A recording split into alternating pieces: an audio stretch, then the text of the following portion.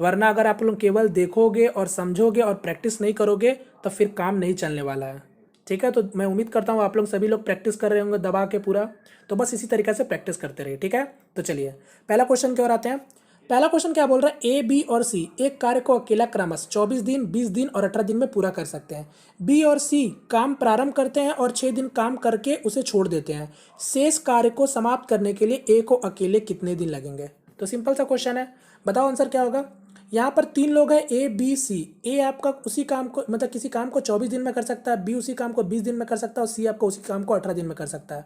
Total work मेरा निकाल लेते हैं, तो एलसीएम मेरा कितना हो जाएगा, 120 नहीं होगा 360 ले लेते हैं डायरेक्ट से। 360 अगर मेरा टोटल वर्क हो गया तो इसका मतलब ए आपका 15 काम करेगा, बी आपका 18 काम करेगा और सी आपका 20 काम करेगा। क्लियर यहाँ तक। क्वेश्चन में बोला था क्या, शुरू में बी और सी 6 दिन तक काम करके फिर छोड़ देते हैं। यानी ये आपका बी अगर एक दिन में 18 काम करेगा और सी आपका एक दिन में अगर 20 काम करेगा तो दोनों मिलकर एक दिन में कितना काम करेंगे, 38 काम करेंगे। अब ये लोग 6 दिन तक काम करेंगे तो टोटल कितने काम कर पाएंगे, 8 6 48 और 18 और 4 22, यानी 228 काम आपका हो जाएगा। तो 228 काम करने के बाद बी और सी काम छोड़कर चले जाता है, यानी काम आपका कितने बचेगा, 10 से 8 जाएगा 2, 5 से जाएगा 3 और 3 से 2 जाएगा 1, यानी 132 जो काम बचेगा वो कौन करेगा, अब आपका ए करेगा। और वही पूछा है कि ए अब बचे हुए काम को कितने दिन में करेगा। तो ए अगर आपका एक दिन में 15 काम कर रहा है तो कितने दिन लगेंगे, 132/15 दिन लगेंगे। तो सॉल्व करो, 3 से काटेंगे 5 बार में, 3 से काटेंगे 44 बार में, यानी आपको 44/5 दिन लगेंगे। तो करेक्ट आंसर हो जाएगा option number 3। Clear. Next question, इसको ट्राई करो। और ये क्वेश्चन इंग्लिश में नहीं है तो उम्मीद करता हूँ समझ तो आ रहा होगा, क्वेश्चन नॉर्मल है। इफ यहाँ पर क्या दे रखा condition, if 2 sin a plus cosec A equal to 2√2 है। एंगल का वैल्यू दे रखा है कि 0 डिग्री से ज़्यादा होगा और 90 डिग्री से कम होगा। आपको इसका वैल्यू फाइंड करना है, बताओ क्या होगा। आप यहाँ पर थोड़ा सा ध्यान से देखोगे तो आपको पता चल जाएगा एंगल क्या रखेंगे। LHS देखो और RHS को ध्यान से देखो। RHS में देखोगे तो 2√2 दिख रहा है, LHS में देखो क्या है, साइन और कॉसेक है, यानी थीटा का वैल्यू क्या होगा, 45 डिग्री होगा, तभी पॉसिबल है। यहाँ पर आप देख सकते हो √2 है तो हिंट्स तो मिल ही गया आपको, तो पुट करके आप चेक कर सकते हो। यहाँ पर देखो 2 इंटू साइन 45 क्या होता है, 1/√2 होता है, कॉसेक 45 यानी √2 हो गया। आप देख सकते हो √2 अगर मेरा एलसीएम हो जाएगा तो ऊपर क्या हो जाएगा 2, यानी √2 हो गया तो 2 2 4, यानी 2 गुना 2 लिख सकता हूँ और नीचे में क्या √2 से काट देंगे तो क्या हो जाएगा √2। तो देखो बराबर हो गया कि नहीं, यानी थीटा का वैल्यू पता चल गया 45, तो पुट कर दो। तो यहाँ पर आपका साइन 45 और यहाँ पर कॉस 45 और पावर है 4 है, तो अगर आपका साइन मतलब 1/√2 4 टाइम्स होगा, ठीक है ध्यान दीजिएगा 4 टाइम्स होगा, तो ये 1/√2, तो यहाँ पर मेरा क्या हो जाएगा 1/4 हो जाएगा प्लस 1/4 हो जाएगा और बाहर में आपका 2 था, तो इतना को सॉल्व करोगे तो क्या हो जाएगा 2/4 यानी 1/2, तो 2 इंटू 1/2, तो आंसर क्या हो जाएगा 1 ही आ जाएगा। Correct answer option number 2। चलिए नेक्स्ट क्वेश्चन, इसको देखो, इसको ट्राई करो। यहाँ पर क्या बोला, यदि संख्या 9 से विभाज्य है तो 2x का मान ज्ञात कीजिए। तो सिंपल सा क्वेश्चन है, बताओ इसका आंसर क्या होगा। यानी ये नंबर अगर आपका 687x29, ये नंबर अगर आपका 9 से डिवाइडेड है तो आपको बताना 2x का वैल्यू क्या होगा। तो सबसे पहले x का वैल्यू निकालेंगे। तो हम लोग जानते हैं 9 का डिविजिबिलिटी रूल क्या होता है, सभी संख्याओं का यानी जो सभी नंबर का सम कर दो, आपको पता चल जाएगा। तो सभी नंबर का मैं सम करता हूँ, 8 6 14, 14 7 21, 21 2 23 और 23 और 9 32, यानी 32 प्लस x है। अब आपको पता है 9 का अगर आप टेबल जानते हो तो 9 चक्के क्या होता है 36, तो x का वैल्यू क्या होगा 4 रखेंगे, क्योंकि 9 का डिविजिबिलिटी रूल क्या होता है, 9 का डिविजिबिलिटी रूल क्या होता है, सभी नंबर का सम करके देखो, वो अगर 9 के मल्टीपल में है यानी 9 का टेबल में है तो मतलब वो नंबर 9 से डिवाइडेड होगा। तो यहाँ पर x का वैल्यू क्या होगा मेरा 4 रखेंगे, यानी 32 और 4 कितना, तो 36, तो 9 चौके 36, यानी x का वैल्यू पता चल गया आपको 4 होगा, तो 2x का वैल्यू क्या हो जाएगा 8। तो करेक्ट आंसर ऑप्शन नंबर 2। चलिए नेक्स्ट क्वेश्चन, इसको ट्राई करो। अब ये भी आपका छोटा सा अलजेब्रा का क्वेश्चन है। यहाँ पर देखो क्या दे रखा है, यदि, ठीक है, यानी कंडीशन दे रखा है इफ इन तीनों अलजेब्रिक सम का वैल्यू 0 है, ठीक है, इन तीनों अलजेब्रिक सम का वैल्यू अगर 0 है तो आपको इसका वैल्यू फाइंड करना है। तो यहाँ पर मैं लिख देता हूँ अगर आपको नहीं दिख रहा हो तो b प्लस सी के पावर में a है और c प्लस a के पावर में b है और -1 का वैल्यू बताना है। बताओ उसका आंसर क्या होगा। आप जानते हो अल्जेब्रिक सम का, अगर अल्जेब्रिक सम का वैल्यू अगर मेरा जीरो है तो क्या करो, तीनों को इक्वेट कर दो, तीनों को जीरो से इक्वेट कर दो, यानी मैं कह सकता हूँ a plus B minus two equal to zero. तो यहाँ से मेरा क्या आ गया, a plus B equal to two आ गया। उसी तरीक़े से यहाँ पर क्या हो जाएगा मेरा, b plus C equal to five आ जाएगा। उसी तरीक़े से c plus A equal to क्या आ जाएगा, फाइव आ जाएगा। यहाँ तक तो सभी को क्लियर होगा। अब आप यहाँ से क्या करो, वैल्यू निकाल लो, a और b का वैल्यू निकाल लो, क्योंकि b और c का वैल्यू तो आपके पास डायरेक्ट से दिख रहा है, c और a का भी वैल्यू डायरेक्ट से दिख रहा है, तो a और v का वैल्यू निकाल लो। तो मैं क्या कर रहा हूँ, यहाँ पर ध्यान से देखो, ये भी चीज़ देखो, ये टू टाइम्स a दिख रहा है, टू टाइम्स b दिख रहा है और टू टाइम्स c दिख रहा है। तो सभी को सम कर लो, यानी पाँच पाँच 10 और दो 12, यानी 12 का आधा कर दो यानी 6। यानी आपको पता चल गया a प्लस बी प्लस सी का जो सम होगा वो क्या होगा, 6 होगा, क्योंकि सभी आपका टू टू टाइम्स थे। तो अगर सभी का सम टू टू टाइम्स थे तो तब जाके 12 हो रहा, तो आधा कर देंगे यानी 6 हो गया। अब आपको पता है, अगर मेरा b और c देखो ध्यान से, b और c मेरा यहाँ पर कितना दे रखा है, 5 दे रखा है, और तीनों का सम अगर 6 है तो a का वैल्यू क्या हो जाएगा, 1 हो जाएगा। उसी तरीक़ा से देखो c और a अगर 5 है तो b का वैल्यू भी क्या हो जाएगा, 1 ही हो जाएगा। तो बस हो तो गया, यानी अंडर रूट में करता हूँ तो ये b प्लस सी का वैल्यू क्या था, 5, 5 के पावर में 1 यानी 5 ही होगा, प्लस 5 के पावर में 1 तो 1 ही होगा, माइनस 1, तो 5 5 10 और 10 एक जगह 9, तो 9 अगर बाहर निकलेगा तो क्या हो जाएगा, 3। तो करेक्ट आंसर ऑप्शन फर्स्ट। चलिए नेक्स्ट क्वेश्चन, इसको ट्राई करो। यहाँ पर बोला है कि कोई वस्तु 18% के लाभ पर बेची गई, यदि यह 49 रुपये अधिक पर बेची जाती तो लाभ 25% का होता, तो उस वस्तु का क्रय मूल्य ज्ञात कीजिए। यानी आपसे सीपी पूछ रहा है, 100% का वैल्यू पूछ रहा है, तो ये हो गया 100% खुद में सीपी, पहले 18% प्रॉफिट में बिका, यानी कितने में बिका होगा, 118% में बिका होगा। अब बोल रहा है कि 49 रुपये ज़्यादा प्रॉफिट होता, कब, 49 रुपये ज़्यादा बचत होता जब उसको 25% का और ज़्यादा प्रॉफिट में बेचता। तो यानी आप कह सकते हो ये 100% सीपी हो गया, और पहले बेच रहा था 118% में बेच रहा था। तो अब अगर मैं बात करूं, अब अगर 125% में बेचेंगे तो 49 रुपये ज़्यादा प्रॉफिट होगा, यानी आप कह सकते हो इसके बीच में जो भी परसेंट का अंतर होगा वो उतने रुपए के बराबर होगा। तो बस यहाँ देख लो, इसके बीच में कितने का अंतर दिख रहा है, 7% का अंतर दिख रहा है, तो यही 7% 49 रुपये के बराबर है। आपसे पूछा था सीपी यानी कॉस्ट प्राइस, तो बस 100% का वैल्यू निकाल लो, तो 7% का वैल्यू अगर 49 है तो 1% का वैल्यू क्या हो जाएगा, 7 हो जाएगा, तो 100% का वैल्यू क्या हो जाएगा, 700। तो correct answer option number second. Next question, इसको देखो। यहाँ पर बोला है कि 30 लड़कों के प्राप्तांकों का औसत 88 है, और जब शीर्ष दो प्राप्तांकों को निकाल दिया गया तो औसत प्राप्तांक घटकर 87.5 हो गया। यदि शीर्ष दो प्राप्तांकों का में से दो का अंतर है तो उच्चतम प्राप्तांक क्या है। तो पहले तो उम्मीद करता हूँ क्वेश्चन सभी लोगों को दिख रहा होगा, अगर नहीं दिख रहा तो प्लीज़ आप लोग अपने मोबाइल स्क्रीन को फुल स्क्रीन में कर लेना, आपको सब कुछ दिखेगा। यहाँ पर नॉर्मली क्वेश्चन क्या बोल रहा है कि 30 लड़कों का आपको एवरेज मार्क्स दे रखा है, कितना दे रखा है, 88 दे रखा है। अब उसमें से अगर दो लड़कों का एवरेज मार्क्स को अगर मैं घटा देता हूँ, यानी 28 लोगों को कर देता हूँ, तब एवरेज मार्क्स कितना हो जाता है, 87.5 हो जाता है। अब जो दो लड़के को हटाया गया था, दो लड़के को जो हटाया गया था, तो उन दोनों का एवरेज मार्क्स में 2 का अंतर है, ठीक है, मतलब उन दोनों लड़कों का जो मार्क्स है उसमें 2 नंबर का अंतर है। तो वही पूछ रहा है कि जो सबसे ज़्यादा नंबर लाया है लड़का, उसका नंबर बताना है, यानी इन दो लड़का में सबसे ज़्यादा जिसका नंबर होगा उसी का नंबर आपको बताना है। तो आप इसको जैसा चाहो वैसा सॉल्व कर सकते हो, बेसिक से भी सॉल्व कर सकते हो, सभी का सम कर दो, इतना सम कर दो, माइनस करके आपको 2 का अंतर करके पता लगा सकते हो, या फिर ऐसे भी आप समझ सकते हो क्वेश्चन में, क्योंकि आपको दे रखा है कि 30 लोगों का औसत अगर 88 है और 28 लोगों का औसत अब आपका कितना हो गया, 87.5 हो गया। तो ये जो दो लड़के थे जो उसको हटने के बाद क्या हो रहा है, औसत घट रहा है, समझना मेरी बात को, दो लोगों को हटने से आपका क्या हो रहा है, औसत घट रहा है, कितना घट रहा है, 0.5 घट रहा है, यानी आधा मार्क्स आपका घट रहा है। तो इसका मतलब मैं कह सकता हूं कि ये जो 28 लोगों का जो औसत हो गया 87.5, तो उन दो का सम कितना होगा कम से कम 87.5, इतना तो होगा ही होगा ना। 87.5 का 2 टाइम्स कर दो, यानी ये मेरा कितना हो जाएगा, 175 आ जाएगा। और साथ में ध्यान दीजिएगा, इतना तो होगा ही होगा, क्योंकि औसत आपका उन दोनों के जाने के बाद कितना हो गया, 87.5 हो गया, यानी 175 तो होगा ही होगा। साथ में आपको पता है जब वो दो हटे थे तो 0.5 सभी को औसत घट गया था, यानी आप जानते हो टोटल अगर मेरा 30 बंदा है क्लास में तो आधा आधा करके अगर मैं जोड़ूंगा तो कितना नंबर टोटल होंगे, 15 नंबर होंगे। तो यानी 15 नंबर और जोड़ दो, तो 15 नंबर और जोड़ दोगे तो कितना हो जाएगा मेरा 190 हो जाएगा। यानी मैं कह सकता हूँ कि उन दो बंदों का जो मार्क्स था वो दोनों कितना था, सम 190 का सम था।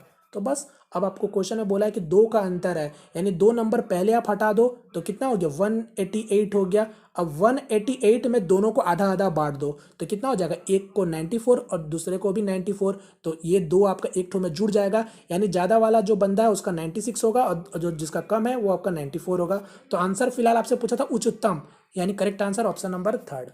क्लियर। तो ऐसे भी समझ के बहुत जल्दी बना सकते थे, आपके ऊपर है। नेक्स्ट क्वेश्चन, दो स्पर्श रेखाएं पी ए और पी बी बाहरी बिंदु पी से केंद्र ओ वाले एक वृत्त पर खींची गई है। यदि angle A O B 30 degree है तो एंगल ए पी बी का ज्ञात करें। तो ये हो गया सर्कल, ये आपका दो टेंजेंट है जो कि आपके बाहर आपके कहीं मिल रहे हैं, ठीक है, पी पॉइंट पर मिल रहा है, तो ये हो गया पी पॉइंट, ये आपका मान लो ए हो गया और ये हो गया बी हो गया, और ये मान लो मेरा सर्कल मतलब सर्कल का सेंटर हो गया जिसका नाम है आपका ओ। अब ध्यान से देखिए क्वेश्चन में क्या बोल रखा है कि एंगल ओ ए बी, यानी ये वाला एंगल आपको दे रखा है ओ ए बी, ध्यान से समझिएगा, ये वाला एंगल दे रखा है, ये वाला एंगल कितना दे रखा है 30 डिग्री दे रखा है, समझ रहा है मेरी बात को, 30 डिग्री दे रखा है। आपसे क्या पूछा ए पी बी, यानी ये वाला एंगल पूछ रहा है, ये वाला एंगल फाइंड करने बोला है, ठीक है, फाइंड करने बोला है। बताओ आंसर क्या होगा।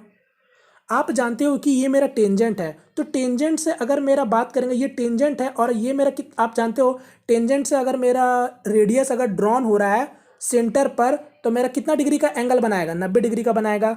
यानी आप जान गए कि ये मेरा 90 डिग्री होगा, टोटल मेरा 90 होगा, तो ये वाला एंगल कितना होगा 60 होगा। उस हिसाब से आप जानते हो कि ये भी एंगल मेरा क्या है 90 डिग्री यहाँ से बनाएगा, क्योंकि रेडियस है, ध्यान से देखो ये रेडियस है टेंजेंट पर ना, तो 90 डिग्री का कोण बनाएगा।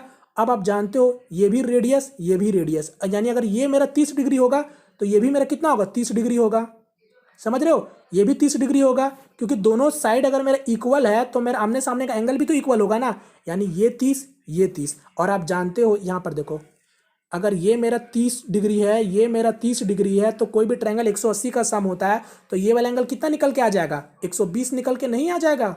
जब ये मेरा 120 निकल के आ जाएगा तो हम लोग तो जानते हैं आमने सामने का एंगल का सम कितना होता है 180 का होता है, 180 तो मतलब ये कितना हो जाएगा 60 हो जाएगा। तो आंसर हो गया ऑप्शन नंबर 3। क्लियर। चलिए नेक्स्ट क्वेश्चन, इसको ट्राई करो।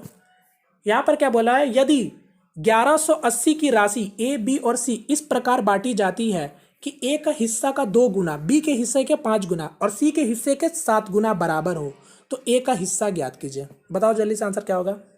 यानी बोल रहा है कि ए का वैल्यू, बी का वैल्यू, सी का वैल्यू, तो मैं मान लेता हूं कि तीनों को ए राशि मिल रहा है, ए बी सी राशि, उन्हीं के नाम पर उसको राशि मिल रहा है। क्वेश्चन में क्या बोला, ए का हिस्सा का 2 गुना, यानी 2a equal to 5b equal to C 7, यानी 7c। क्लियर, ये मतलब मेरा बराबर है क्वेश्चन में। अब आपको पूछा था ए का हिस्सा बताओ क्या होगा, तो सिंपली आप क्या कर सकते हो, अगर मेरा अगर ये तीनों अगर बराबर है, यानी 2a equal to 5b equal to C 7, तो इसका मतलब क्या हो गया, मेरा ए बी सी का मेरा रेशियो क्या हो जाएगा 1/2, 1/5, 1/7। अब आप देख लो 5 2 10 और यहाँ पर 7, यानी 7 5 35 और 70, यानी 70 आपका एलसीएम होगा। तीनों में 70 से गुना कर दो, तो तीनों में 70 से गुना करोगे तो ये मेरा ए कितना आ जाएगा 35 आ जाएगा, बी कितना आ जाएगा 14 50 70, यानी ये 14 आ गया, और सी मेरा कितना आ जाएगा, तो ये मेरा 10 आ गया। तो बस यानी इसी रेशियो में पैसे डिवाइड होंगे, बात खत्म। तो ये 35 और ये 14 कितना हो गया 49 हो गया, और 49 और 10 कितना हो गया 59, यानी ये 59 किसके बराबर है, तो 1180 के बराबर है। यानी कितना टाइम्स आपको दिख रहा है 20 टाइम्स दिख रहा है, ध्यान से देखो 20 टाइम्स। आपसे पूछा था ए का शेयर, तो ए का शेयर कितना हो जाएगा 35 गुना 20, यानी 700। Correct answer option number D. बोलो क्लियर है। उम्मीद करता हूँ सभी लोगों को समझ आया होगा ये कैसे हुआ नहीं हुआ, ठीक है। या फिर देखो ये रेशियो में आप अगर नहीं यहाँ से समझ पाए तो आप ऐसे भी समझ लो, मैं ये भी बता देता हूँ, मुझे पता है कुछ लोगों को शायद समझ ना आए। 2a 5b equal to 7c equal to कुछ भी वैल्यू मान लो, k मान लो, k का वैल्यू मेरा क्या हो जाएगा, अगर 2, क्योंकि सभी मेरा इक्वल है, तो 2a इक्वल टू k, तो मेरा k का वैल्यू यहाँ से मेरा क्या निकल के आ जाएगा, ध्यान से देखो k का वैल्यू, सॉरी k का वैल्यू क्यों, a का वैल्यू ना, a का वैल्यू मेरा क्या हो जाएगा k/2 हो जाएगा। उसी तरीक़ा से b का वैल्यू मेरा क्या हो जाएगा k/5 हो जाएगा, और c का वैल्यू मेरा क्या आ जाएगा सी का वैल्यू मेरा k/7 आ जाएगा। तो ए बी सी का वैल्यू आ गया। तो आपको तीनों का सम दे रखा कितना 1101 मतलब 1180 के बराबर है। तो इन तीनों का सम आप मिला के 1180 से आप इसको इक्वेट कर दो तो k का वैल्यू निकल जाएगा। तो k का वैल्यू निकल जाएगा तो इसका मतलब a का भी वैल्यू निकल जाएगा, बात खत्म। तो इतना घुमा फिरा के करने से बेटर आप समझ रहे हो कि अगर ये मेरा बराबर है तो इसका रेशियो भी से बटा है। समझ गए? चलिए नेक्स्ट क्वेश्चन, इसको देखो, इसको ट्राई करो। यहाँ पर बोला यदि एक समबाहु त्रिभुज का क्षेत्रफल 36√3 सेंटीमीटर स्क्वायर है तो त्रिभुज का परिमाप बताइए। तो ये हो गया इक्विलैटरल ट्रायंगल जिसका एरिया दे रखा है 36√3। तो इक्विलैटरल ट्रायंगल एरिया क्या होता है √3/4a² होता है। तो यहाँ से √3 से √3 कैंसिल हो गया, ये 4 अगर उधर चला गया तो क्या हो जाएगा 36 गुना 4 इंटू a²। तो ये 2 का स्क्वायर है और 6 का स्क्वायर है, यानी a का वैल्यू क्या आ गया 6 गुना 2 12। यानी आपको एक भुजा पता चल गया 12 और तीनों भुजा एक बराबर होता है, यानी 12 3 36। तो आंसर हो गया 36। तो सिंपल क्वेश्चन था। नेक्स्ट क्वेश्चन, यहाँ पर क्या बोला ए बी सी एक समबाहु त्रिभुज है, पी क्यू आर क्रमश भुजाएं ए बी बी सी सी ए का मध्य बिंदु है। यदि त्रिभुज ए बी की भुजा लंबाई 8 सेंटीमीटर है तो ट्रायंगल पी क्यू आर का क्षेत्रफल ज्ञात कीजिए। यानी अब क्या बोल रहा है कि कोई एक ट्रायंगल है जिसका नाम आपको दे रखा है ए बी सी, तीनों भुजा के पॉइंट पर आपका क्या है पी क्यू और क्रमश, यानी पी पॉइंट है कौन सा भुजा पे ए बी पर, यानी ये हो गया मिड पॉइंट पर आपका पी है और यहाँ से आपका क्यू कौन से में बी सी में है, यानी ये क्यू है और ये आपका आर है, तीनों के भुजाओं का मध्य बिंदु है। यानी यहाँ से आपका एक ट्रायंगल बन रहा है। ध्यान से देखो ये तीनों का मिला के एक ट्रायंगल बन गया। तो आपसे क्या पूछा इसी ट्रायंगल का एरिया बताओ, यानी इस ट्रायंगल का पी क्यू आर का एरिया बताना है। हम लोग जानते हैं नॉर्मली, आप जानते हो कि नहीं जानते हो, अगर ये इसका मिड पॉइंट है तो आप समझ सकते हो कि यहाँ पर मेरा टोटल कितना आपको ट्रायंगल दिख रहा है। अब ध्यान से देखो, क्योंकि बाइसेक्ट जब करता है एक ट्रायंगल, अगर बाइसेक्ट करता है तो इक्वल इक्वल एरिया में डिवाइड करता है। तो यहाँ पर आप समझ सकते हो, यहाँ पर अगर मेरा कितना टोटल एरिया दिख रहा है आपको, एक ट्रायंगल अलग दिख रहा है, यहाँ से एक ट्रायंगल अलग दिख रहा है, यहाँ से एक ट्रायंगल अलग दिख रहा है, ये ट्रायंगल अलग दिख रहा है। तो ये चारों ट्रायंगल का जो एरिया होगा वो एक बराबर होगा। बात समझ रहे हो? यानी ये जो मेरा पी क्यू आर जो ट्रायंगल का एरिया होगा वो 1/4 होगा पूरे ट्रायंगल का। तो बस अब आपको पता है अगर भुजा 8 सेंटीमीटर दे रखा है यानी तो मेरा एरिया क्या हो जाएगा √3/4 और a² यानी आपका 8 का स्क्वायर 64 हो गया, 4 से काटोगे 16 हो गया, यानी 16√3 पूरे ट्रायंगल का एरिया हो गया। तो 1/4 हो जाएगा। तो 1/4 कितना होगा 4 से काट दो यानी 4√3। तो आंसर हो जाएगा 4√3 सेंटीमीटर स्क्वायर। क्लियर? तो इस टाइप का क्वेश्चन बहुत बार पूछा, मतलब सीजीएल में आया था, ये 2-3 शिफ्टों में इस तरीके से पूछा गया था। कभी बोल दिया था बाइसेक्ट कर रहा है तो बताओ फिर उसका एरिया क्या होगा, तो करना यही चीज़ था। चलो नेक्स्ट क्वेश्चन, इसको ट्राई करो।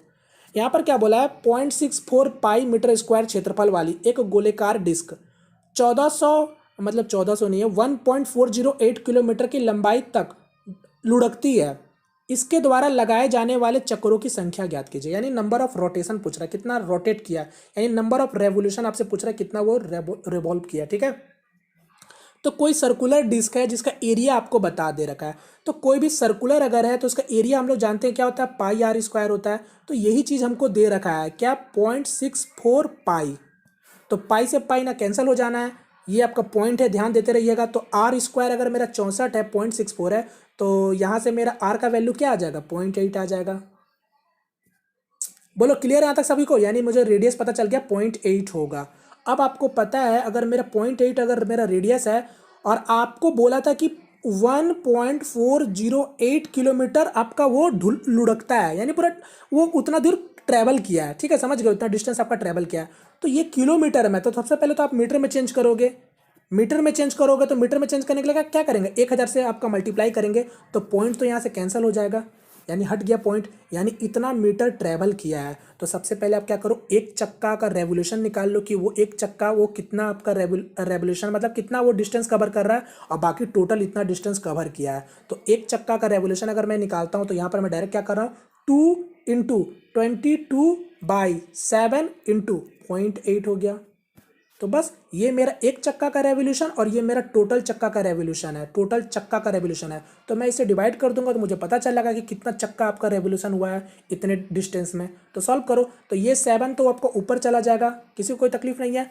0.8 है, ध्यान दीजिएगा। तो यहाँ पर देखो 8 2 16, 8 2 16, तो मैं 16 को डायरेक्ट काट रहा हूँ। ठीक है, 8 2 16, तो 16 से मैं इसको काटता हूँ तो 16 8 कितना होता है 128 होता है। 16 अठे 128 यानी आपका 12 कैरी हो गया और 128 यानी फिर से 88 बार में कट जाएगा। 16 22 से काट दोगे 4 बार में कट गया तो 7 चौके 28 हो गया। ध्यान दीजिएगा यहाँ पर 0.8 था तो पॉइंट को मैं हटाऊंगा तो ऊपर आपका 0 लग जाएगा यानी 280 रेवोल्यूशन होगा। तो करेक्ट आंसर हो जाएगा ऑप्शन फर्स्ट। खत्म। चलिए नेक्स्ट क्वेश्चन इसको ट्राई करो। अब ये भी आपका थोड़ा उसी टाइप का क्वेश्चन है। बताओ इसका आंसर फिलहाल क्या होगा। यहाँ पर आपको इसका वैल्यू बताना। तो ये कंडीशन दे रखा है कि ये तीनों बराबर है और ए बी सी का वैल्यू 144 है। तो बताओ। तो यहाँ पर भी वैसे ही करेंगे, कुछ अलग नहीं करेंगे। ये पर सबसे पहले तो बेस को हम लोग सेम कर लेते हैं। तो 3 के पावर में ए, कोई तकलीफ नहीं है। 3 के पावर में क्या हो जाएगा 4b हो जाएगा और 3 के पावर में क्या हो जाएगा आपका 3 9 27 81। सॉरी ये आपका 3 होगा, ठीक है। ये 3 3 87 होता ना, मतलब हटाता हूँ। तो 3 के पावर में a इक्वल टू 3 के पावर में 3b इक्वल टू 3 के पावर में 4c। क्लियर है यहाँ तक। अब यहाँ पर भी वैसे ही करेंगे, तीनों का रेशियो निकाल लेते हैं। रेशियो तीनों का निकाल लेते हैं, बात समझना, तीनों का रेशियो निकाल ले रहे हैं। तो a equal to 3b equal to 4c। तो रेशियो मेरा क्या हो जाएगा 1/1/3 1/4 यानी 4 3 12। 12 से तीनों नंबर में गुना करेंगे, 12 से तीनों नंबर में गुना करेंगे तो ये क्या हो जाएगा 12 बन जाएगा, ये 4 बन जाएगा और ये क्या बन जाएगा 3 बन जाएगा। यानी इन तीनों नंबर यानी ए बी सी का जो रेशियो होगा वो 12 4 और 3 के बराबर होगा। बात समझना मेरी बात को, 12 4 और 3 के बराबर होगा। तो यहाँ पर ये रेशियो अभी तक आया मेरे पास, समझना मेरी बात को। तो 12 मैं एक काम करता हूँ 12x into 4x into 3x किसके बराबर होगा 144 के बराबर होगा। समझ आ रहा मैं क्या कर रहा हूं यहाँ पास, क्योंकि ये एबीसी का वैल्यू मुझे चाहिए किसी भी हालत में। तो यहाँ पर देखो 12 चौके 48 और 48 गुना 3 यहाँ पर मेरा कितना जाएगा 144 हो जाएगा। 144 मतलब समझ गए एक्स क्यूब इक्वल टू 1 यानी x का वैल्यू घुमा फिरा के 1 ही आया। यानी आप कह सकते हो कि ए बी सी का जो वैल्यू होगा वो 12 4 और 3 ही होगा। ये था समझना आपको, समझ गए। तो 12 और 4 और 3 अगर ए बी सी का वैल्यू है तो बस अब पुट करके आप आंसर बताओ। तो मैं इसको हटाता हूँ 12 4 3 याद रखिएगा। तो ये हो गया 12, ये हो गया 4, ये हो गया 3। तो यहाँ से मैं पुट करता हूँ ए का वैल्यू है, बी का वैल्यू है, सी का वैल्यू, उल्टा सीधा हो जाएगा तो गड़बड़ हो जाएगा। तो 1/a, तो ए का वैल्यू मेरा यहाँ पास क्या था 12, तो 1/12 हो जाएगा, ये ऊपर में है 12, प्लस 1/2b, तो b मतलब आपका 8 हो गया, प्लस सी का वैल्यू क्या है 5 3 15। सॉल्व करते हैं तो 12 8 15 कैल्शियम कितना हो जाएगा 120। 120 तो मैं डायरेक्ट अब कर रहा हूँ यहाँ पास, ठीक है। 120 अगर आपका एलसीएम हो गया तो ऊपर क्या हो जाएगा 10 हो जाएगा, यहाँ पर क्या हो जाएगा 15 हो जाएगा और यहाँ पर क्या होगा 15 8 120 यानी 8 हो गया। नीचे कितना था 120 था। ध्यान दीजिएगा 12 आपका यहाँ पास था, तो 12 से जब काटेंगे तो नीचे तो 10 हो जाएगा और यहाँ पर क्या 10 और 15 25 और 25 सारा 33 यानी 33/10 इसका correct answer option number second. Clear. चलिए नेक्स्ट क्वेश्चन इसको ट्राई करो जल्दी से। यहाँ पर बोला है कोई दुकानदार एक वस्तु की कीमत को इस तरह से अंकित करता है कि 22% की छूट देने के बाद उसे 11% का लाभ मिलता है। यदि अंकित मूल्य 888 रुपये है तो उस वस्तु का क्रय मूल्य ज्ञात कीजिए। समझ गए। ये अगर मेरा मार्क प्राइस है तो सबसे पहले तो इसमें क्या किया, वो पहले छूट दे रहा। कितना का छूट दे रहा 22% का छूट दे रहा। तो 22% का छूट दे रहा तो इसका मतलब वो सामान कितने में बेच रहा होगा 78% में बेच रहा होगा। तो ये हो गया मेरा क्या सेलिंग प्राइस। ध्यान दीजिएगा ये हो गया मेरा क्या सेलिंग प्राइस। अब जब इसको बेचने के बाद उसको फिर भी 11% का प्रॉफिट हो रहा है तो अब क्या निकालना कॉस्ट प्राइस। तो ये हो गया मेरा सेलिंग प्राइस। तो कॉस्ट प्राइस क्या होता है इंटू 100 और 11% का प्रॉफिट हो रहा है यानी 121, सॉरी 111 ना, 100 + 11 तो यानी 111 हो गया। बोलो समझ आ रहा। तो बस सॉल्व करो। 11 से काटोगे कितने बार में 8 बार में काटोगे। 100 से 100 कैंसिल हो गया, 8 8 64, 56 और 6 62, आंसर हो गया 624 रुपये। Correct answer option number third. चलिए जैसा मर्जी बनाइए आप लोग। नेक्स्ट क्वेश्चन इसको ट्राई करो। यहाँ पर बोला है कि जब ब्याज का वार्षिक और 6 माही आधार पर भुगतान किया जाता है 7800 पर 8% का वार्षिक ब्याज की दर पर 1 वर्ष के चक्रवृद्धि ब्याज में क्या अंतर होगा। समझ रहे हो। क्वेश्चन में बोला है कि कोई प्रिंसिपल है 7800 का प्रिंसिपल है, रेट आपका 8% लग रहा है। अब क्या बोला है कि आपको अंतर बताना है 1 साल का चक्रवृद्धि ब्याज में और 6 माही में चक्रवृद्धि ब्याज का अंतर। मतलब समझो पहले बोला 1 साल का चक्रवृद्धि ब्याज वार्षिक तौर पर आपको जोड़ना है, और फिर दूसरा में क्या बोला है कि मतलब चक्रवृद्धि ब्याज ही काउंट करना है, मगर अर्धवार्षिक के तौर पर आपको काउंट करना है। ये है आपका क्वेश्चन, और उसमें अंतर बताना है कि क्या चक्रवृद्धि ब्याज में अंतर होगा, ये आपको बताना है। तो देखो 8% का अगर ब्याज दर लगेगा तो 1 साल के लिए, अगर वर्ष में अगर मैं बात करूं तो टोटल रेट ऑफ इंटरेस्ट कितना होगा, 8% ही होगा, क्योंकि 1 साल का चक्रवृद्धि ब्याज बोलो या फिर साधारण ब्याज बोलो, दोनों सेम ही होता है। अब क्या बोला था कि चक्रवृद्धि ब्याज जोड़ना है वो आपका अर्धवार्षिक तौर पर जोड़ना है, यानी 6 महीना के दौरान पर जोड़ना है। तो इसका मतलब मेरा रेट कितना हो जाएगा, 4% का, और समय कितना हो जाएगा, 2 साल के लिए। ये तो हम लोग समझते हैं। तो 4% से अगर 2 साल का अगर ब्याज दर अगर मैं काउंट करूं तो मेरा कितना होता है, 8.16%। तो परसेंट में कितना का अंतर दिख रहा है, 8% चक्रवृद्धि ब्याज है वार्षिक तौर पर, और अर्धवार्षिक में कितना है, 8.16% है। तो परसेंट में अगर मैं देखूंगा तो 0.16 का डिफरेंस है। तो बस इसी का तो डिफरेंस आपसे पूछा है, तो 7800 का 0.16% निकाल दो, आपका आंसर आ जाएगा। तो ये हो गया 7800, और इसमें 0.16% का मैं अंतर निकाल देता हूँ। तो परसेंट से मैं 2 जीरो को ऐसे भी काट सकता हूँ। तो सॉल्व करो। तो यहाँ पर ध्यान दीजिएगा, पॉइंट है लगा हुआ है। तो 16 8 कितना होता है, 128, मतलब 8 और 12 कैरी हो गया। 16 7 कितना होता है आपका, 112, 112 और 12 124, यानी 124, और पॉइंट यहाँ लग जाएगा, यानी आंसर क्या हो जाएगा, 12.48 का अंतर है। तो correct answer option number second. हालांकि ये सबका फॉर्मूला भी होता है, तो फॉर्मूला कितना याद करोगे बताओ। चलो नेक्स्ट क्वेश्चन, निम्न को हल करें। तो ये आपका ट्रिग्नोमेट्री है, बताओ उसका आंसर क्या होगा। देखो साइन है, कॉस है, एंगल 40 और 50 है, दोनों का सम 90 है, तो मतलब क्या हो गया, 1 हो गया, ये 1 हो गया। 50 और 40 दोनों का सम 90 और कॉसेक और सेक है, तो मतलब ये भी क्या हो गया, 1 हो गया। जानते हो ना, साइन 90 माइनस थीटा क्या होता है, कॉस थीटा, या फिर कॉस 90 माइनस थीटा क्या होता है, साइन थीटा। वैसे ही कॉस 90 माइनस थीटा क्या होता है, सेक थीटा। सेक 90 माइनस थीटा क्या होता है, कॉसेक थीटा। तो उसी तरीका से तो यहाँ भी 1 हो गया, यहाँ भी 1 हो गया, -4 का 4 हो गया। अब ये कॉस 50 है और ये कॉसेक 40 है। तो यहाँ पर देखो, अब समझना, कॉसेक से आप क्या करोगे, सेक में चले जाओगे, कॉसेक से सेक में चले जाओगे, कितना में, 50 में चले जाओगे, यानी सेक 50 मेरा आ जाएगा, ये खत्म हो जाएगा, ये कॉस 50 और ये सेक 50, यानी ये भी कट जाना है, यानी 1 1 2 और 2 -4, यानी आंसर हो जाएगा -2। चलिए खत्म हो गया। नेक्स्ट क्वेश्चन की ओर बढ़ते हैं। नेक्स्ट क्वेश्चन, इसको ट्राई करो। यहाँ पर क्या बोला, एक छात्र को 4 किलोमीटर की प्रति घंटा के चाल से घर से स्कूल जाने में 1.25 घंटे लगते हैं। स्कूल से घर तक की वही दूरी 25% तक कम समय में तय करने के लिए उसे चाल को कितना प्रतिशत बढ़ाना होगा। क्वेश्चन समझ रहे, मतलब कि कोई लड़का है, कोई स्टूडेंट है जो कि आपका घर से, यानी आपका होम से वो स्कूल जाता है, होम से स्कूल जाता है 4 किलोमीटर प्रति घंटा से, जिसमें उसको समय लगता है कितना, 1.25 घंटे, यानी बोले तो 75 मिनट का समय लगता है। अब मगर वही बच्चा स्कूल में पढ़ने के बाद, ज़्यादा एनर्जी उसको लगता है मिल गया होगा, स्कूल से पढ़ने के बाद जब वो आपका स्कूल से जब घर जाता है तो उसको 25% का कम समय लगता है, यानी पहले से उसको 25% का कम समय लगता है। तो वही पूछ रहा है कि बताओ उसको अपना चाल में कितना प्रतिशत बढ़ाना पड़ा जिससे उसको 25% का कम समय लगा। ये था आपका क्वेश्चन। तो क्वेश्चन में कुछ नहीं था, हम लोग जानते हैं टाइम स्पीड डिस्टेंस का कॉन्सेप्ट। अगर मेरा टाइम देखो पहले का T1 और बाद का T2, तो अगर उसको 25% कम समय लग रहा है तो इसका मतलब क्या हो रहा, पहले उसको कहीं ना कहीं 4 समय लग रहा था, अब उसको कितना समय लग रहा, 3 समय लग रहा।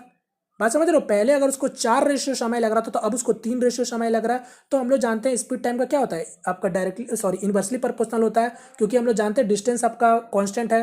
तो यानी उसको पहले अगर मैं बात करूँ तो पहले उसका स्पीड क्या था, 3 था, अब उसका स्पीड कितना हो जा रहा है, 4 हो जा रहा है। तो देख लो ना कितना उसको बढ़ाना पड़ा है, तो 3 से 4 उसको बढ़ाना पड़ा है। बात समझो, 3 से 4 बढ़ाना पड़ा है, यानी एक रेशियो बढ़ाना पड़ा है, किसमें से, 3 में से। तो 1/3 कितना होता है, 33.33, 1/3%, यानी करेक्ट आंसर क्या हो जाएगा, ऑप्शन नंबर फर्स्ट। तो बाद बाकी कुछ डाटा का जरूरत ही नहीं था। चलो नेक्स्ट क्वेश्चन, इसको ट्राई करो। यहाँ पर बोला है 40 सेंटीमीटर व्यास वाले धातु को किसी गेंद को पिघलाकर 0.5 सेंटीमीटर त्रिज्या वाली छोटी छोटी गेंदी बनाई जाती है, तो ऐसी कितनी छोटी गेंद बनाई जा सकती है।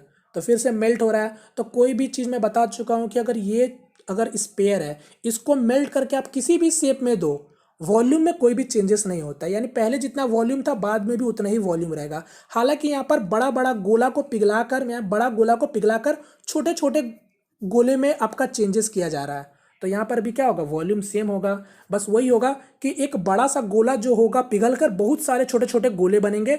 यही आपको यहाँ पर बताना है टोटल कितने गोले बनेंगे। तो हम लोग का गोला का फॉर्मूला होता है क्या, पहले स्फीयर का वॉल्यूम 4/3 पाई आर क्यूब, समझना। ये तो दोनों में कॉमन हो जाएगा, क्योंकि 4/3 पाई तो दोनों में कॉमन हो जाएगा ना, तो पाई पाई पहले ख़त्म कर दो, क्योंकि आपको पता है सारा डिपेंड आपका रेडियस में डिपेंड करेगा। तो ये हो गया मेरा इनिशियल यानी पहला वाला, और टोटल आपका कितना गोला बनेगा, एन आपका गोला बनेगा।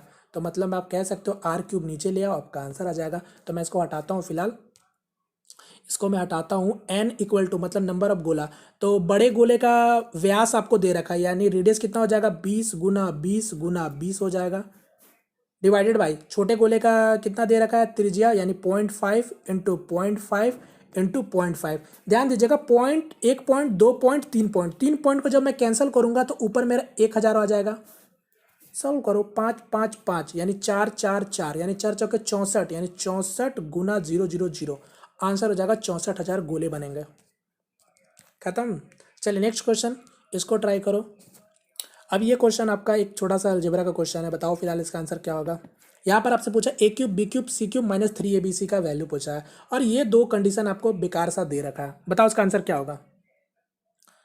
कैसे करोगे, बेसिक से बनाने का मन है बेसिक से बना लो, जैसे बनाने चाहते हो बना लो। नॉर्मली मैं देख रहा हूँ कि मुझे इसका फॉर्मूला पता है, बट मैं फॉर्मूला के साथ एग्जाम भी नहीं जाऊँगा, क्योंकि मुझे पता है अगर फॉर्मूला है तो मैं क्यों जाऊँ, क्योंकि आपको यहाँ पर कोई भी प्रोडक्ट में नहीं दे रखा है फिलहाल, जो तीनों का प्रोडक्ट आपको दे नहीं रखा है। तो मैं क्या करूँगा, किसी भी एक को मैं जीरो कर देता हूँ। ए बी सी का अगर आपका सम 9 है, क्योंकि ऐसे तो आप वैल्यू नहीं पता लगा पाओगे कि ए बी सी का वैल्यू होगा क्या, तो मैं किसी को भी जीरो बना देता हूँ। तो अगर मैं सी को जीरो बना दूँ, यानी मान लो सी अगर आपका जीरो हो गया, तो इसका मतलब क्या पता चला, ए प्लस बी अब आपका 9 हो गया। यहाँ से अगर सी जीरो हो गया तो ये भी जीरो बन गया, ये भी जीरो बन गया, यानी ए बी का प्रोडक्ट आपको -22 पता चल गया। आपको अब क्या फाइंड करना है, सी जीरो हो गया तो ये भी जीरो, ये भी जीरो, यानी आपको फाइंड करना है a³ + b³। क्वेश्चन शॉर्ट बन गया। अब क्वेश्चन शॉर्ट बन गया, अब सॉल्व करो। तो यहाँ से अब तो किसी का भी दिमाग में क्लिक कर जाएगा कि ए और बी का प्रोडक्ट अगर 22 है माइनस में, तो इसका मतलब वैल्यू क्या रहा होगा, 11 × 2, चूंकि माइनस में वैल्यू है और यहाँ दोनों का सम अगर पॉजिटिव में रिजल्ट आ रहा, तो इसका मतलब माइनस में कौन रहा होगा, -2 रहा होगा, यानी ए का वैल्यू 11 और आपका बी का वैल्यू -2। सेटिस्फाई हो गया दोनों का। बस ए का क्यूब बी का क्यूब माइनस कर दो, तो 11 का क्यूब कितना होता है, 1331। 8 का क्यूब कितना होता है, 2 का क्यूब 8 होता है, और चूंकि माइनस का माइनस ही रहेगा तो लेस कर दो, तो कितना आ जाएगा 1323। तो correct answer option number D. चलिए नेक्स्ट क्वेश्चन, इसको ट्राई करो। एक ट्रिग्नोमेट्री का क्वेश्चन है, बताओ इसका आंसर क्या होगा। यहाँ पर कंडीशन दे रखा इफ, तो बताओ। हालांकि अगर आप मेरा वीडियो बहुत मतलब कि नॉर्मली हर वीडियो देखते हो, जैसे कि CHSL का, तो आप आसानी से सॉल्व कर सकते हो, क्योंकि मैं CHSL में बताया था कि ऐसा कैसे क्वेश्चन आपके बन सकते हैं। ठीक है, पेपर में भी, क्योंकि पेपर तो पोस्टपोन हो गया। ठीक है, तो यहाँ पर कंडीशन दे रखा है, ये दो कंडीशन है, आपको इसका वैल्यू बताना है। नॉर्मली अगर मैं बताऊँ तो यहाँ पर आप क्या कर सकते हो, एंगल पुट कर दो, मतलब कोई भी वैल्यू पुट कर दो, या तो 0 पुट कर दो या तो 90 पुट कर दो, आपके ऊपर है कि आपको कौन सा वैल्यू अच्छा लगता ज़्यादा। तो मैं अगर यहाँ पर 0 पुट करता हूँ तो cos 0 मेरा कितना होगा, cos 0 1 यानी x × 1 माइनस sin 0 क्या होता है 0, यानी 0 × y 0 हो गया, इक्वल टू 1 हो गया। तो x का वैल्यू मेरा क्या निकल के आ गया, 1 निकल के आ गया। चलो इसमें भी वही करना है, 0 पुट करना है। तो sin 0 कितना होता है 0, यानी यहाँ पर अब x × 0 हो गया, प्लस cos 0 1 यानी y हो गया, इक्वल टू 4 आ गया। तो ये तो 0 हो गया, यानी यहाँ से y का वैल्यू आ गया 4 निकल कर। आपसे इतना का वैल्यू पूछा था, तो मैं स्क्वायर कर देता हूँ दोनों जगह, यानी x² का वैल्यू 1 हो गया और y² का वैल्यू 16 हो गया। किसी को कोई प्रॉब्लम नहीं। तो इतना का वैल्यू यानी 17 अगर मैं कॉमन ले लूँ तो ये क्या हो गया, x² + y²। तो इतना का सम कितना हो जाएगा, 16 और 1 17, यानी 17 का 17 279। Correct answer option first. क्या जरूरत है इतना कुछ करने का। नेक्स्ट क्वेश्चन, इसको ट्राई करो। अब यहाँ पर क्या बोला है, एक शहर की जनसंख्या पहले वर्ष में 30% बढ़ी और अगले वर्ष में 15% कम हो गई। यदि वर्तमान जनसंख्या 11,050 है तो 2 वर्ष पहले की जनसंख्या कितनी थी। यानी आपसे पूछ रहा 2 वर्ष पहले की जनसंख्या आपसे पूछ रहा है। तो सबसे पहले देखो, पहला साल 30% बढ़ा और दूसरे साल 15% घट गया, तो आप यहाँ से नेट चेंजेस निकाल सकते हो कि कितना चेंजेस हुआ है आपका। तो हम लोग आसानी से निकाल सकते हैं सक्सेसिव का। आप लोग सॉल्व भी किए होंगे कि किसी का एरिया इतना बढ़ रहा है फिर उतना घट रहा है, या फिर किसी का रेवेन्यू में इतना बढ़ रहा है उतना उसमें कम हो जा रहा है। तो नेट चेंजेस का फॉर्मूला हम लोग यहाँ भी लगा देते हैं। तो नेट क्या चेंजेस हुआ ये आप देख लो, ठीक है। यानी 30% आपका बढ़ रहा है और 15% आपका घट रहा है। तो यहाँ पर क्या होता है सक्सेसिव वाला फॉर्मूला, यानी a plus B minus A B by 100, यानी 30 माइनस 15। और क्योंकि प्लस का साइन क्यों दे रहे हैं, क्योंकि जब बढ़ेगा तो प्लस का साइन और घट रहा तो माइनस का साइन, तो प्लस माइनस माइनस, यानी आपका यहाँ पर क्या हो जाएगा 450 बटा 100। ये आप जानते हो सक्सेसिव वाला फॉर्मूला जो लगाते हैं हम लोग ज़्यादातर में। तो यहाँ पर क्या हो जाएगा 450 बटा 100 यानी 0.45 हो जाएगा, यानी 30 माइनस माइनस आपका क्या हो जाएगा 19.5। तो इतना में चेंजेस कितना आया 10.5% का चेंजेस आया, जो कि पॉजिटिव में आपको बता रहा है। तो इसका मतलब जो नेट चेंजेस हुआ है वो 10.5% का इंक्रीमेंट ही हुआ है। तो पहले अगर मेरा खुद में 100% रहा होगा तो 10.5% बढ़ गया। तो इसका मतलब मैं कह सकता हूँ, इसको हटाता हूँ, इसका मतलब मैं कह सकता हूँ कि 110.5% का जनसंख्या आपको दे रखा है कितना 11,050। आपसे पूछा था 100% का वैल्यू, क्योंकि वही तो पूछा इनिशियल 100% पहले की। तो सॉल्व करो, अगर मैं यहाँ से पॉइंट हटाऊंगा तो यहाँ पर एक जीरो लग जाएगा, इसको मैं इससे काट देता हूँ तो 1% का वैल्यू क्या निकल गया 100 निकल गया। तो आपसे पूछा था 100% का वैल्यू, तो 100% का मतलब 100 से गुना कर दो, तो यहाँ भी 100 से गुना कर दो, यानी 10,000 पहले संख्या थी। तो करेक्ट आंसर हो जाएगा ऑप्शन नंबर 3। क्लियर।